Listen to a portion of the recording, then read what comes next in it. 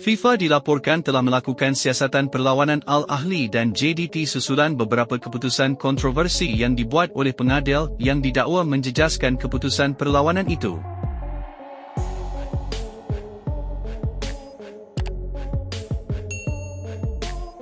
Perlawanan yang berlangsung dengan intensiti tinggi itu menyaksikan beberapa insiden yang mengundang kemarahan penyokong JDT.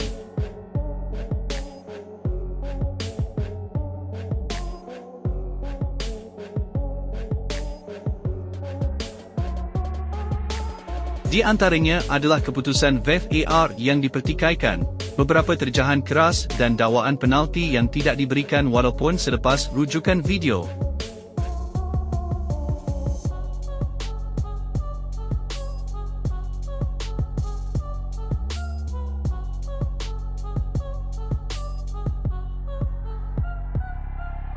Kemudian dakwaan bahawa masa kecederaan tidak diuruskan dengan adil berdasarkan gangguan permainan yang berlaku.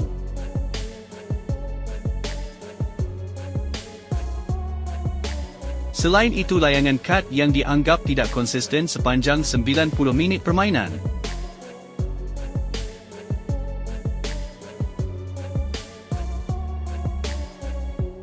Mutu pengadilan di peringkat tertinggi Asia seharusnya selari dengan prestij kejohanan ACL Elite.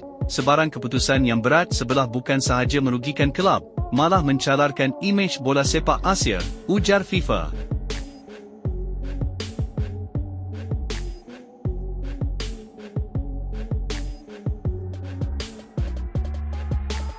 Keputusan FIFA untuk mengulang perlawanan adalah sesuatu yang sangat jarang berlaku.